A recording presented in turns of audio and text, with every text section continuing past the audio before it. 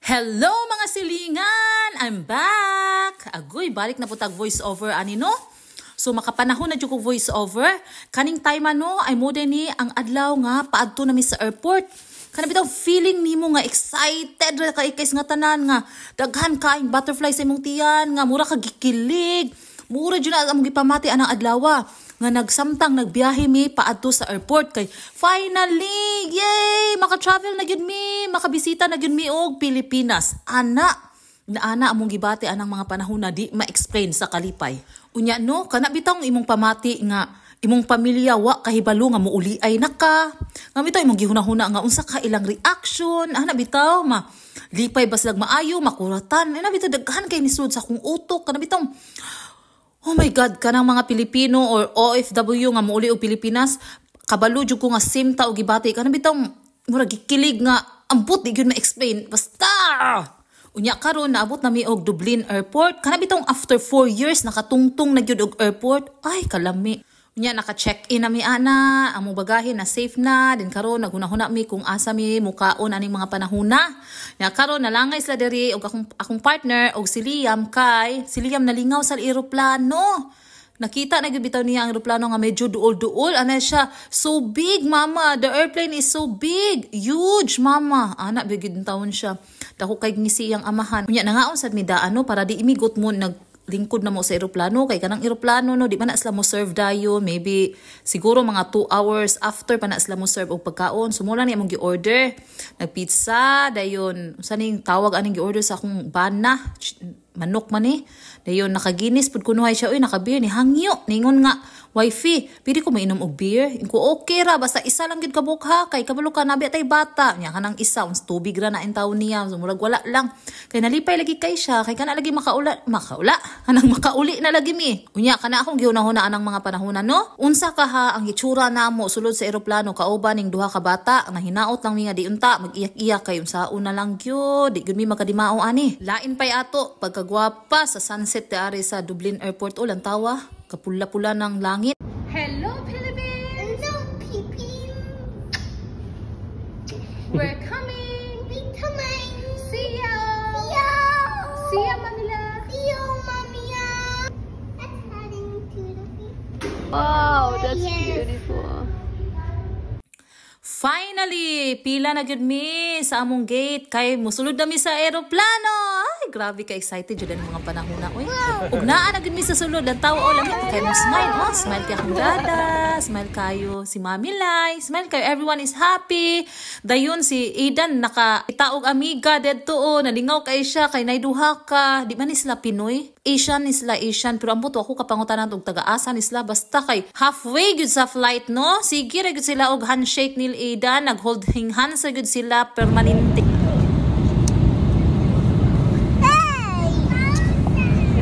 So karon nakalingkod na gyud mi sa plane no. Dara, lingaw na kay ang duha in taon gipatung-an namo.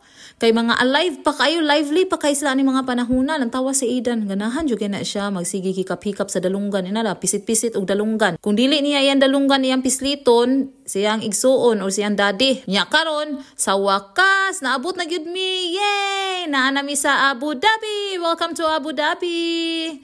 Dayon mo sakay mi og bus. Ihatod mi didto sa sulod sa airport para mo transfer mi og lain nga eroplano. So mga 2 hours and half man siguro to ang among kuan ani anang layover. In town si Liam na amaze kay siya sa eroplano kay dako lagi daw. Dako man gyud puning Etihad nga international o. Unya ani mga panahona no wa gyud mi nuhaw nga maguol day mi unya dapit makaiyak di ay ko ug ma-stress kayo ang inahan pastilan. Di ana gyud muo na gyud ni ang moment dire na gyud nga kaning videohan no gikuha nako humanan ako iyak ani humanan ako kaguol. Wa na humanan nami kabiyaan sa eroplano nga humanan nami og dagan hangag-hangak nga murag mabali na akong abagas kabugat sa akong backpack o gahawid pa jud ko ni Aidan gakugos ko ni Aidan sa atubangan inani ang stress ug kaguol grabe di mabayag sa lapi unya wa naman gyud may mahimo no kay na-close naman gyud mi og gate so niadto mi sa transfer desk so akong bana mo inakig kuan didto storya sa personnel unya karon niingon sila nga wa na daw sila mahimo namo sus grabe ang kaguol gyud unya nipalit nang intawon mi og bagong ticket nipalit mi sa e-booker nakabayad intawon mi og 1,300 na pod ticket unya gisigurado og pangutana sa akong bana ang among return ticket. Kung wala ra ba siya maapektuhi, valid ra ba gihapon siya puhon pag uli namo. Niingon ang personnel nga once daw kuno nga dili nimo masakyan ang imuong ticket, so meaning no show daw na siya. So, mawala tanan pati ang return ticket. Mahimong way pulos ang tibuok ticket nimo. So, mo to no, wa naman gud may mahimo. Alangan namang makig-away minila nga niingon mag sila wa na sila mahimo para namo. So, gidawat na lang yun namo ang sitwasyon no. Dahil na kung ba na nitindog ni adto sa transfer desk kay nangutana og asa na among mga bagahe.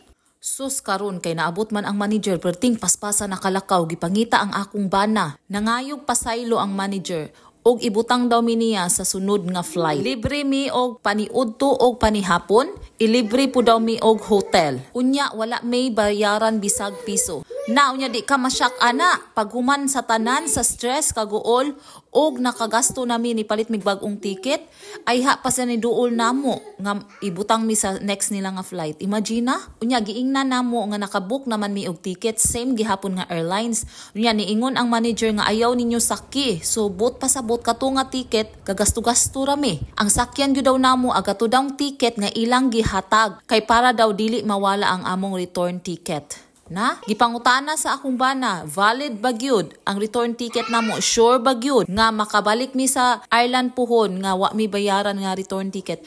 Yes sir, maunay tubag. Yes sir, valid siya, walay problema. Unya kay Philippine passport man ko, so kinahanglan maghimo pa sila og visa para nako. Unya mudagan og 5 hours. So naka-decide mi nga mo stay na lang gyud mi sa airport taman 18 hours. Kuwa na mi mahimo kay kung magawas pa mi, kalas na kay oras, mubiyahe pa padong dito sa hotel. Then pagbalik pa, di na mi gusto nga mabiyaan na pud utro og eroplano in tawon. So diri na lang gyud mi, mas stuck mi aning airport ta.